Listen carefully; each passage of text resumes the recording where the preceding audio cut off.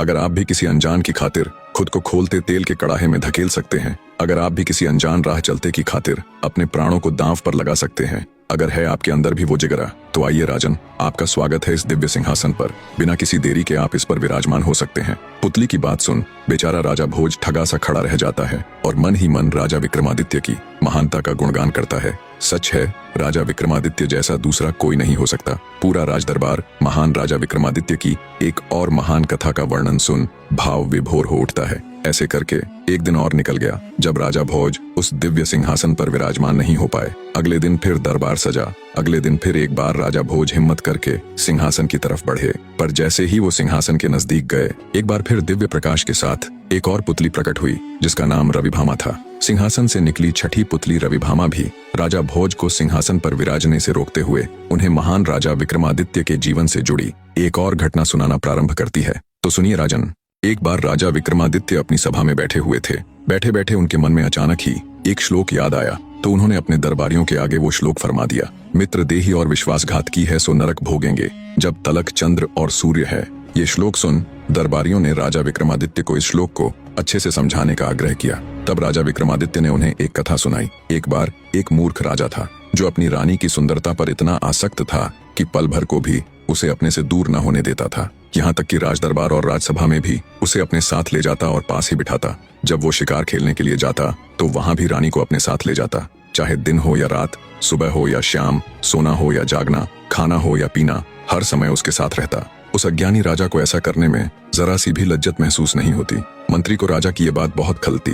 वो एक बुद्धिमान और ऊंच नीच की समझ रखने वाला व्यक्ति था। उसने अपने मन में ठाना कि कैसे भी करके वो राजा की इस आदत को छुड़वाएगा। एक दिन राजा को अकेला पाकर मंत्री उसके पास आया और सिर को झुकाते हुए हाथ जोड़कर खड़ा हो गया। उसने राजा से विनती की, अगर आप मुझे जीवन दान दे दें तो मैं एक बात कहूँ। मंत्री की बात सुन राजा थोड़ा सकुचाते हुए बोला, हाँ कहो, क्या बात है। आश्वासन पा मंत्री ने बोलना शुरू किया, महाराज, हर वक्त आप रानी के संग शोभा नहीं देते। इससे राजकुल की मान मर्यादा को बहुत क्षति हो रही है। देश देश के राजा आप पर हंसते हैं और कहते हैं, राजा को तो रानी का सौंदर्य इतना भा गया कि वो उसे पल भर भी अपनी आंखों से ओझल नहीं होने देता। महाराज, अगर रानी आपको इतनी ही प्यारी है तो उनका एक चित्र बनवाकर अपने पास रख लीजिए, जिसे आप जब भी रानी की याद आए देख लिया कीजिएगा। मंत्री की बात राजा के मन को भा गई। उसने तुरंत मंत्री को किसी योग्य चित्रकार को बुलाने के लिए कहा। मंत्री ने राजा के कहे अनुसार एक बहुत ही योग्य चित्रकार को राजमहल बुला लिया। वो चित्रकार इतना योग्य था कि चित्रकारी के साथ साथ ज्ञान विद्या में भी निपुण था। उसने अपनी विद्या से रानी का एक अद्भुत चित्र बना दिया। जब राजा ने वह चित्र देखा तो वह चकित रह गया। चित्रकार ने रानी के सौंदर्य की हर सूक्ष्मता को इतनी बारीकी से उकेरा था कि राजा स्तब्ध था।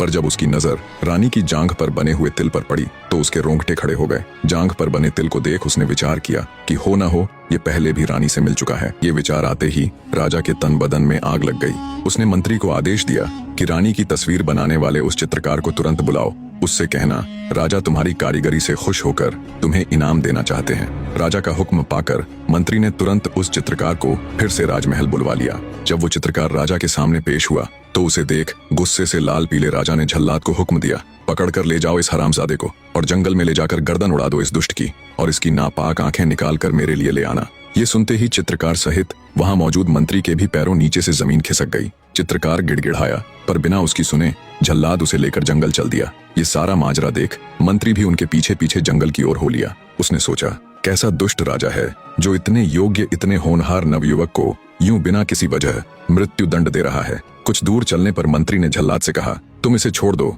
और किसी मृत हिरण की आंखें निकालकर राजा को दे देना। झल्लाद ने मंत्री का कहा मान लिया और वैसा ही किया। मंत्री डरते डरते उस चित्रकार को अपने साथ अपने घर ले गया। समय अपनी गति के साथ बीतने लगा। एक दिन उस राजा का लड़का, जिसने अभी अभी जवानी में कदम रखा था, शिकार खेलने के लिए अकेला ही जंगल की तरफ चल निकला। जब वो जंगल के अंदर गया तो उसे एक शेर की गुर्राहट सुनाई दी। शेर की आवाज सुन राजा का लड़का घबरा गया और घोड़े से उतर भागकर एक वृक्ष पर चढ़ गया। जब तक वो वृक्ष पर चढ़ा इतने में शेर भी वहां आ पहुंचा। राजकुंवर ने जब वृक्ष पर चढ़कर देखा तो वहां ऊपर एक रीछ बैठा हुआ था। मारे भय के कुंवर के प्राण सूख गए। उसे घबराया देख रीछ बोला, डरो मत कुंवर, तुम मेरी शरण में आए हो। मैंने तुझे जीवन दान दिया। अब बिना किसी भय के तू आनंद के साथ यहाँ आराम कर। थोड़ी देर बाद रीछ बोला, रात होने वाली है, ऐसा करते हैं हम दोनों बारी बारी पहरा देते हैं। पहले आधी रात तक मैं पहरा दूंगा, जब तक तुम सो लेना, और आधी रात के बाद तुम्हारी बारी। रीछ की बात से कुंवर खुशी खुशी सहमत हो गया। इस तरह राजकुंवर सोने लगा और रीछ पहरा देने। तब वृक्ष के नीचे खड़ा शेर रीछ से बोला, मेरी बात सुन, तू क्यों अज्ञानी हो रहा है? क्यों इस मनुष्य की तरफदारी कर रहा है? अरे ये तो शुरू से ही हमारे भक्षक रहे हैं, हम फिर भी जंगल में रहने वाले जीव हैं। तू क्यों इसकी खातिर दुश्मनी का बीज बो रहा है? एक काम कर, इसे नीचे फेंक दे, हम दोनों इसे खाकर अपनी भूख मिटा लेंगे, ऐसा अवसर फिर नहीं मिलने वाला। शेर की बात सुन रीछ ने जवाब दिया, सुनो अज्ञानी बाघ, जितना पाप अपने राजा को मारने से होता है, जितना पाप वृक्ष काटने से होता है, जितना पाप गुरु से झूठ बोलने और वन जलाने में होता है, उससे कहीं अधिक पाप अपनी शरण में आए जीव से विश्वासघात करने में होता है। इस तरह रीछ यानी भालू ने शेर की बात नहीं मानी। गुस्साया शेर हाथ मलता रह गया। ऐसे ही आधी रात बीत गई। अब पहरे की बारी थी राजकुंवर की। रीछ ने राजपुत्र को पहरे के लिए जगाया और खुद सो गया। रीछ के सो जाने के बाद शेर ने एक बार फिर अपनी चाल चली और राजकुंवर से बोला, मेरी बात ध्यान से सुनो ए राजकुंवर। सोने से पहले रीछ ने मुझसे कहा था कि जैसे ही सुबह होगी वो तुम्हें खा जाएगा। सुनो लड़के, इससे पहले रीछ उठे और तुम्हारा काम तमाम कर दे, मैं तुम्हें एक युक्ति बतलाता हूँ। तुम इस सोते हुए रीछ को धक्का देकर नीचे गिरा दो, मैं इसे खाकर यहाँ से चला जाऊंगा। इस तरह न तुम्हें इससे खतरा होगा और न मुझसे, और तुम्हारी जान साफ बच जाएगी। राजकुंवर उस दुष्ट शेर की बातों में आ गया। उसने सोते हुए रीछ को पेड़ से धक्का दे दिया। किस्मत से गिरते गिरते भालू के हाथ पेड़ की एक डाल आ गई और वो नीचे नहीं गिरा। गुस्साया रीछ राजकुंवर से बोला, धोखेबाज, नीच मनुष्य, मैंने न केवल तुम्हारे प्राण बख्शकर तुम्हें जीवन दान दिया, बल्कि तुम्हें शरण देकर शेर से भी बचाया, और तू दुष्ट मुझे ही मारने चला था। बोल, अब मैं तेरे साथ क्या करूं? मार डालूं तुझे? रीछ की बात सुन राजकुंवर की जान हल्क में आ गई। तब रीछ बोला, सुने धूर्त लड़के, मैं तुझे जान से तो नहीं मारूंगा, पर तुझे इसकी सजा अवश्य दूंगा। इतना कहकर रीछ ने राजकुंवर के कान में मूत दिया, जिससे वो गूंगा और बहरा हो गया। अर्थात ना वो अब कुछ बोल सकता था और ना ही कुछ सुन सकता था। सुबह हो चुकी थी। शेर वहां से चला गया। राजकुमार जब राजमहल पहुंचा तो उसकी ऐसी हालत देख राजा को तो जैसे सांप सा लड़ गया। अच्छा भला तो गया था, ये क्या हो गया इसे? रानी ने भी जब अपने पुत्र की ऐसी हालत देखी तो वो भी दहाड़े मार मार रोने लगी। राजा ने दूर दूर से अनेकों वैद्यों से लेकर झाड़ फूंक करने वाले, मंत्र तंत्र करने वाले और अनेकों विद्वान पंडित बुलाए, पर कोई भी राजा के लड़के को ठीक ना कर पाया। राजा अब हर समय इसी चिंता में रहने लगा। राजा को गहरी चिंता में डूबे देख एक दिन उसका मंत्री उससे बोला, महाराज, मेरी पुत्रवधू एक योगी की चेली रह चुकी है। अगर आप कहें तो राजकुमार को देखने के लिए मैं एक बार उसे भी बुलाकर देखूं।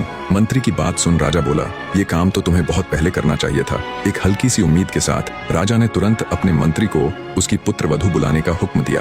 राजा के हुक्म से मंत्री अपने घर आया और उसी विद्वान चित्रकार को ये सारा माजरा कह सुनाया और बोला, तुम्हें स्त्री के रूप में मेरे साथ राजमहल चलना है और राजकुमार का इलाज करना है। मंत्री ने चित्रकार की जान बचाई थी, सो वो तुरंत राजमहल चलने के लिए तैयार हो गया। स्त्री का वेश धारण कर, स्त्रियों जैसे कपड़े पहन, चित्रकार मंत्री के साथ राजमहल की तरफ चल पड़ा। जब चित्रकार मंत्री संग राजमहल पहुंचा तो राजा ने अपने बेटे को बुलवा लिया। अब चूंकि चित्रकार ने अपना पूरा मुंह ढका हुआ था तो राजा उसे पहचान नहीं पाया। स्त्री रूप धारण किए चित्रकार ने राजा से कहा, अपने लड़के को नहलाकर चौके पर बिठा दो। राजा ने देर न करते हुए तुरंत वैसा ही किया। जब राजा का लड़का नहाकर चौके पर बैठ गया, स्त्री वेश में चित्रकार उसके पास गया और बोला, जो मैं कहूँ ध्यान से सुनना। विभीषण बड़ा शूरवीर था, पर वो अपने भाई से दगा कर श्री राम जी से जा मिला और अपने भाई रावण का सारा राज खोल दिया। अपने कुल के विनाश का कारण बना। मारे लज्जा के उसने 1 वर्ष तक अपना सिर ऊपर को न उठाया और अपने किए का फल पाया। जैसे भस्मासुर ने महादेव जी की तपस्या करके उन्हीं से विश्वासघात किया और वर में उनसे पार्वती जी को मांग लिया, उसका फल भी उसने तुरंत पाया और खड़े खड़े